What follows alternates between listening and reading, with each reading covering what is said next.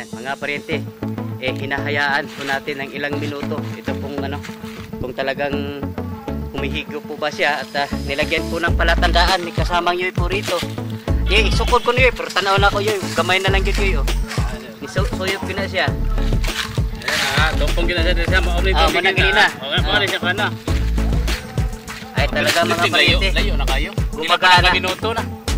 Talaga, at saka tumutunog po yung paghihigo po niya, mga paryente. Maganda mo, dos gadas. Mura gini badlisa ganina. Yan. At mga paryente, hindi rin maganda pag sobrang lakas yung magbabawas po ng tubig dito. Baka hindi po pantay yung pong bigay po na yung abono sa bawat plato natin. Tamang-tama lang po ito mga paryente. Ganito lang po kahina kasi ilang balde po naman at iwanan muna lang ito mga paryente habang dinis ini-incheck. Problema siguro sir, balita makita. Ini-away problema. Wala na, di na siya. Di ba siya mabalik? Dadi din balik, may kuwan dire, check valve. Ayan, napakaganda mga paryente. Hindi lang pala talagang napatunayan natin yung pong napapanood po natin sa YouTube. Ito po kagandahan, hindi na po tayo mano-mano magbibigay po ng abono po dito. Isasama, i-inject na lang po natin dito po sa injector na ginawa po natin. At yan, yung tubig rito, ito po kunwari po ito yung abono. Yan, ini-inject po niyang abono dito po sa tubig. Kaya hindi na po tayo magmano-mano pa riyan, magdilig po ng abono. At tayo po ay natutuwa mga paryente kasi naakala ko na hindi siya gumagana kasi yung isang option ko mga paryente, bibili po tayo ng yung water pump. Pero yung water pump na katulad po ng fuel pump, kaso water pump po siya kasi hindi rin maganda pag fuel pump. Ilalagay po natin dito tapos tubig yung dumadaan. Mayroon talaga siyang hindi yung water pump na submersible, yung talagang parang bomba po ng sasakyan. Yun ang bala kong gagamitin at hindi ko po inaakala na gagana po ito mga paryente at tayo po nasiyahan at natuwa. Ato na lang kung yung agas day dire yo. So mayroon lang mga leakage. Kani sa diri ni, sa diri. Ni dagan ni diri. Kuan na siya gusir kay nang itong ba. Lagi. Gak ra siya sa di magina siya mabito nang utan ko nimo nga pwede ba isumpay? gak ra siya sa flow. Kay og ato pa ni kupling nga sa ginali niya wala lang ni pwede na to tao para to ana gamay niya. Para di siya mo ana siya ganaala na may screw. Sila ato niya ning pano niyo kanang leak diri. Unya law, mapaong ni para buga na niya. Talaga mga paryente malapit na pong maubos ito pong tubig dito po sa ating timba. Ayan kasi naangat ko kasi kaya makikita po yung tubig, inaangat ko mga paryente, makikita ko natin yung tubig na hinihigo po niya. Inaangat ko kasi yung hangin na yung pumapasok riyan. Kaya talagang napakagandang mga paryente.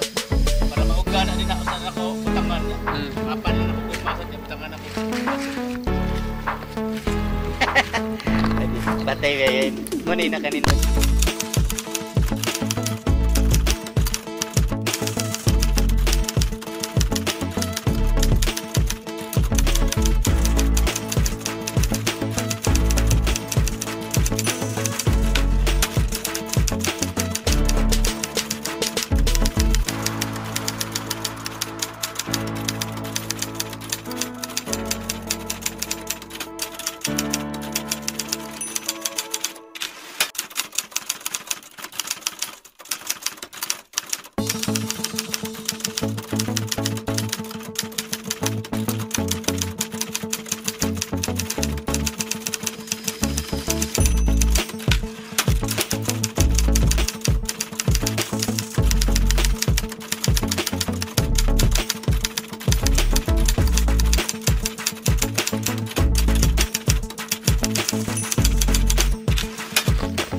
Paryente, ito po ating punlang talong bago po natin ilipat tanim, pati tikipin po natin ng sikat ng araw, yung direkta, wala pong bubong. Mayroon po kasing UV plastic yan sa loob ng nursery. Ngayon tawag po nito hardening, kumbaga is-apply na tiles po siya dito po sa direktang araw. Ayan, hindi magkakapareho po yung tubo po niya mga parinti. At yan, napapatunayan natin na talagang kinulang ito sa dilig noong magmula siyang ipinunla. Makikita naman po natin dito pong ating siling panigang, oh. Sabay-sabay po sila mga parinti. At mabuti na lang naisipan ko na yung po ating gwardya, sila na po magdidilig po dito. At kasi nandito lang po sila, kaya hindi po nila baga makakaligtaan na magdilig po rito. Kaya ito na po yung resulta. Kaya kumpirmado na po mga paryente na talagang ito po ating talong minsan po nakakalimutan o hindi ho pantay yung pagkakadilig po nito. Parang pinapaano lang, duda nga ako, minsan ito nakakalimutan. Yun na nga, minsan pag dating ko dito, minsan tuyong-tuyo, yung nakikita ko, nadatnan ko yung tuyong-tuyo po yung lupa. Kaya kumpirmado na talagang yung hinala ko na kinukulang sa tubig, yung po ating punlang talong, kumpirmado na po na talagang yun ang talagang dahilan. Makikita naman po natin dito po sa ating punlang siling panigang. Sabay-sabay po sila mga parinti. At marami pong sumisibol. Sige po mga 80% po yata yung pong germination po nito. Ayan. Ito po ay 2 linggo pa mga paryente. Ayan.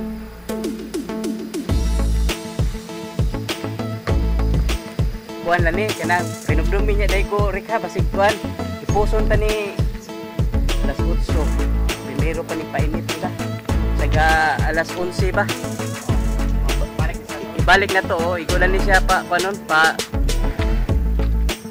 tilawon og diktang init ba.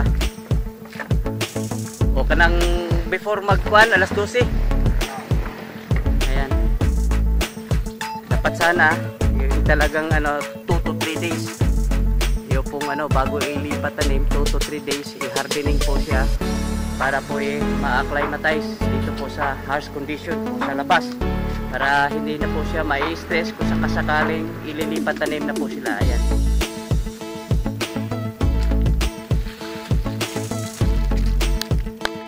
Ayan mga paryente, ngayon po naglalagay po tayo ng abono dito po sa ating punla. Ganito lang po yung ginagawa po natin mga paryente. Ayan.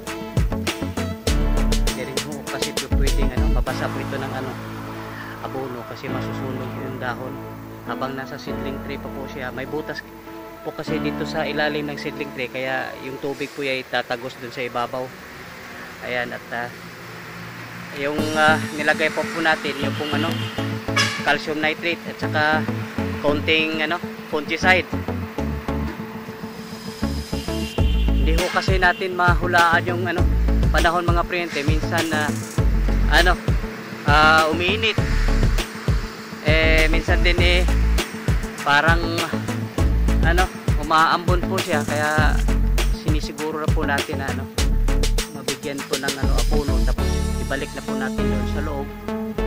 Aalis ako mamaya, baka wala akong makapag po rito, baka maulanan at ito ng todo, mawash out pa ito yung iba, yung maliliit. Kaya yan, binalik na lang po natin doon po sa loob po nating nursery,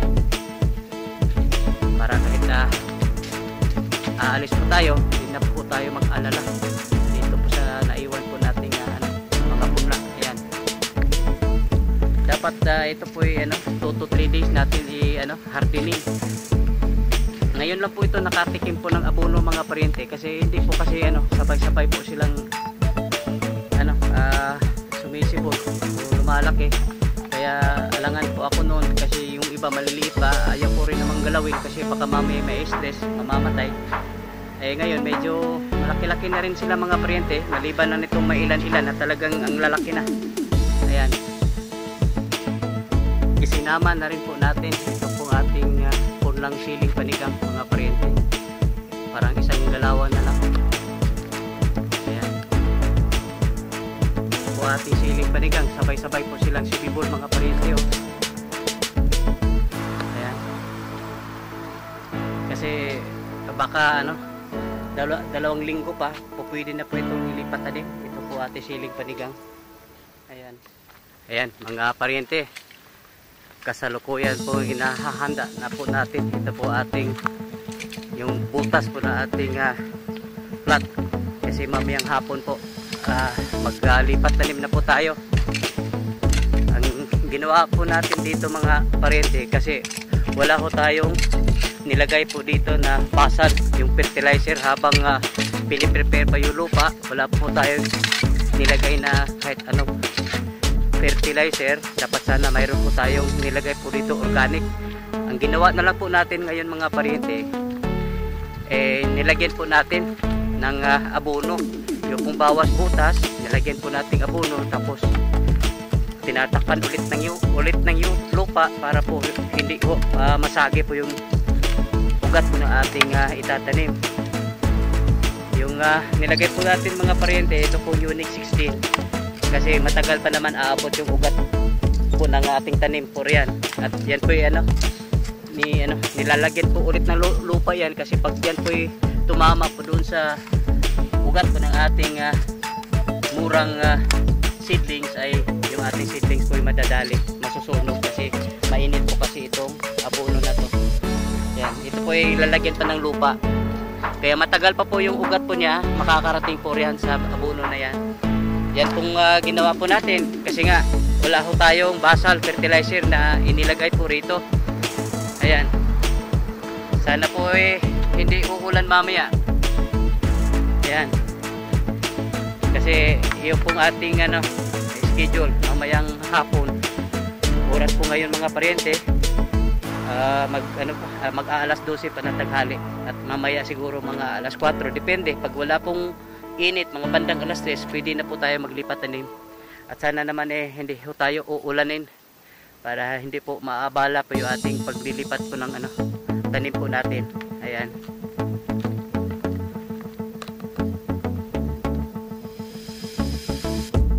Yan mga pariente, nakapag-umpisa na po tayong maglipat tanim.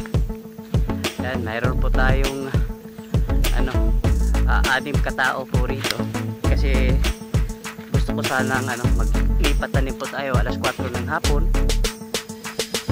Kaso nga lang yung mga kasamaan po natin 7 to 4 hanggang alas 4 lang po sila, kaya inumpisahan po natin ng maaga. Time check mga pariente, alas 2:45, at mabuti naman na kumakampi sa atin po yung panahon. Hindi masyadong mainit mga pariente, at sa mga oras na ito, kung talagang yung normal days, napakainit pa nito alas 2 ng hapon, pero mabuti na kumakampi po sa atin yung po ating yung po panahon, kumakampi sa atin. Hindi masyadong mainit mga pariente, at mas maganda sa ating bagong lipat na mga tanim pag hindi masyadong mainit, para hindi ho sila ma-stress masyado. Ayan. At sana po matatapos po ito ngayong alas 4. Tingin ko naman mayroon pa po tayong ilang oras, 1 oras mahigit. Pero kinausap ko naman yung mga kasamaan po natin, kung sakasakaling sumobra po tayo sa oras po nila, i-offset po na lang po natin bukas. Kumbaga babayaran natin po yung oras na na overtime po nila, kasi hindi kasi po pwedeng tigilan po natin hanggang alas 4 lang. Pag hindi pa tapos, kailangan tatapusin talaga po natin. Ayan, pero makukuha po ito mga pariente, kasi 6 po tayong sabay-sabay gumagawa dito po sa paglipat tanim po natin. Ayan, sana naman po hindi po uulan. Ayan, kasi wala naman pong palatandaan na uulan po siya. Yung init mga pariente, minsan yan, katulad ngayon, init po siya pero hindi masyado, katamtaman lang po yung init ng panahon. Ayan,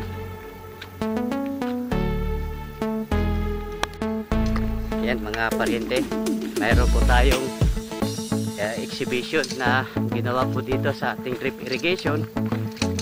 Nagkabit po tayo ng Venturi injector mga pariente, at sa pamamagitan po nito, hindi na po tayo abono ng mano-mano pagdidilig.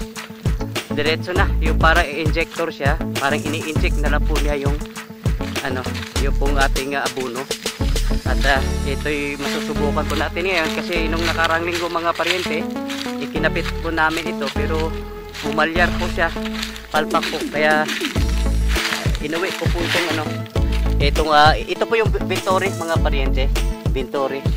Tapos ito po galing po dun sa ating greenhouse, kinuha ko kasi wala na pong time. At yun, nung nakarang linggo pumalya po siya, kaya ang ginawa ko, inuwi ko po ito at binabad ko po ng isang gabi.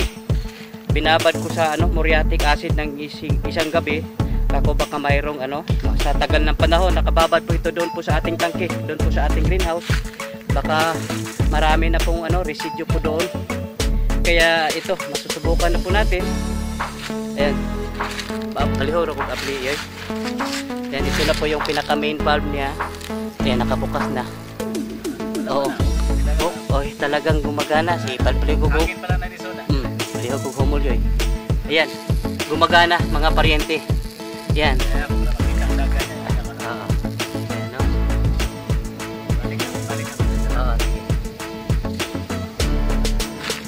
Talagang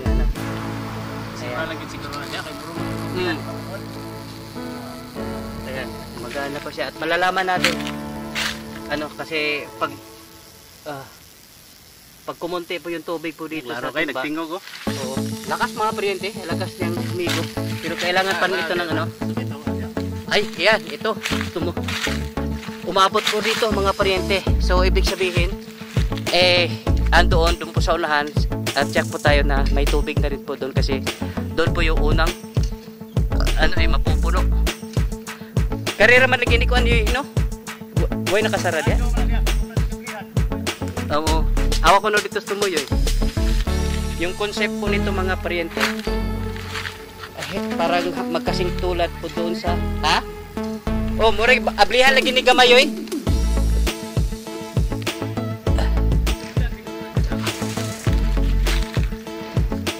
Yan, tanaw na to og kuan. Sige, murag wa man mo balik ang kuan, so okay ra. Sumuday ako nakuan ani nga dili kini siya i-full sira kay di man sa nikayan yang pasudlan tanan. Iya sa ni siyang abliha gamay, murag iyang timpla-timplahon lang ba. Pero kani kay wa man mo balik ang tubig. So sige, siguro higop yapon. Ako na po nagila mo, hungaw man sa kwan.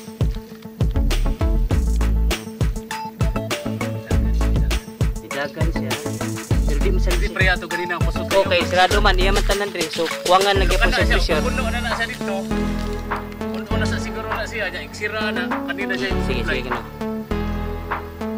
Nakahigop siya. Ginay, no? Pero naman yun, Isira, pasok niya. pero kana lang siguro yun, muna yung atong timpla kay actually dili masali siya kinanglan paspas, murar mo siya inanay biyang tuba, pero ba importante kana nagsuyop gina siya kay bailan to kay dagan ang gan wala naman siya tubig, hangin na biyang suyop. Agad so ang timpla ni naadri dapita makasold siya diri, sold po diha. Kon gyud susuwad yung magdahong nga muga gana kato lagi siya kato unay ato sa unay kana hugaw ra gito hindi kay siya hugaw ra kato gito kana limpyuhan naman to yang lungag apil siguro tag puno yang lungag porto agit it na to yung usak gabi na kung gibabad sa muriatic balay mabito pero actually wa isa jud ko magdahong nga mugana siya isa kung kuha na to dagan na siya kay kabantay ko nga mo nga kung kuhan ang pressure mo aning tubig mo yung akong concern basig sobra kahinay ra ba pero kanina ani siya ato lag obserbaran tini kay tingog man yawa man san maputol ang kuan ri so basig gasuyop na siya ato obserbaran ha. Ayan mga paryente, hinahayaan po natin ng ilang minuto ito kung talagang humihigop po ba siya at nilagyan po ng palatandaan may kasamang yoy po rito. Isukod ko niyo pero tanaw na ko yoy, gamay na lang yun yoy isuyop gina siya. Tupong gina siya managilina muna siya kana ay talaga mga paryente layo na kayo gumagana minuto na talaga at saka tumutunog po yung paghihigo po niya, mga pariente. Mga ina mo, dos pulgadas. Mo na gini batlisa gani na. Yan. At mga pariente, hindi rin maganda pag sobrang lakas yung magbabawas po ng tubig dito. Baka hindi po pantay yung pong bigay po na yung abono sa bawat plato natin. Tamang-tama lang po ito mga pariente. Ganito lang po kahina kasi ilang balde po naman at iwanan mo na lang ito mga pariente habang dinis ini-incheck. Away problema. Wala na din na siya. Jadi din balik ina may kuan dire, check valve. Ayan, napakaganda mga pariente. Hindi lang pala talagang napatunayan natin yung pong napapanood po natin sa YouTube. Ito po kagandahan, hindi na po tayo mano-mano magbibigay po ng abono po dito. Isasama, i-inject na lang po natin dito po sa injector na ginawa po natin. At yan, yung tubig rito, ito po, kunwari po ito yung abono. Yan, ini-inject po niyang abono dito po sa tubig. Kaya hindi na po tayo magmano-mano pa riyan, magdilig po ng abono. At tayo po ay natutuwa mga pariente kasi inaakala ko na hindi siya gumagana kasi yung isang option ko mga pariente bibili po tayo ng yung water pump, pero yung water pump na katulad po ng fuel pump, kaso water pump po siya kasi hindi rin maganda pag fuel pump ilalagay po natin dito tapos tubig yung dumadaan. Mayroon talaga siyang hindi yung water pump na submersible, yung talagang parang bomba po ng sasakyan. Yun ang bala kong gagamitin at hindi ko po inaakala na gagana po ito mga pariente at tayo po ay nasiyahan at natuwa. Ato na lang kung yung agas day diri yo. So, mayroon lang mga liki. Kani sa diri ni, sa diri. Ni dagan ni diri. Ano siya giser kay nang itom ba? Lagi. Gak pro siya sa di magino siya mabito ng utan ko nimo nga pwede ba isumpay? Gak pro siya sa blue kay og ato ba ni kupling sa ginani niya wala na ni sumpay ni nato tao para sa manaw gamay niya. Para di siya mo siya gianaala na ko screw. Sila ato lang ning pano niya kanang lik diri. Unya law mabaw ni para uga na niya. Talaga mga parente malapit na pong maubos dito pong tubig dito po sa ating timba. Ayan kasi naangat ko kasi kaya makikita po yung tubig, inaangat ko mga parente, makikita ho natin yung tubig na hinihigo po niya. Inaangat ko kasi yung hangin na yung pumapasok riyan. Kaya talagang napakagandang mga parente para mauga na din ako sa ako butangan niya. Makapan lang ako bumasan niya butangan ako. Batay kayo muna na kanina. Ayan mga parente, sisilipin po natin itong ating mini lagon. Nakakatapos lang. Yan, ito na po siya kalaki mga pariente. Hindi ho masyadong malalim. Lumalalim na siya dahil yung pong lupa na hinukay po dito po itinapak sa gilid. Kaya nakakatulong din na lumalalim po siya. Pero sa tingin ko ito po ewan ko kung umabot po ba ito ng 2 metro. Ayan, pero marami na po itong tubig lagon na mapupunto po rito mga pariente. Ayan, kukumputin ko nga ulit. Sana po yung po natin, yung pong liner. Ito po kasi lagyan po natin ng liner. Kumbaga tatakpan po natin ito hanggang doon sa baba para hindi ho madaling mag-a-absorb at masasayang yung ating tubig lagon. Ayan. At pag ito'y napupuno mga pariente, sa tingin ko po kahit ilang buwan na mag-El Nino, hindi po tayo kakabahan. Ayan. At dito rin po natin malalaman kung sakasakaling magagamit na po natin ito, kung ito bang tubig lagon nakakasira o nakakabuti. Kasi yun pong ni dating po dito farm manager, ayaw na ayaw po niya dahil baka masisira po yung tanim. Ayan. At titignan ho natin kasi ako po kampante na ito po masustansya.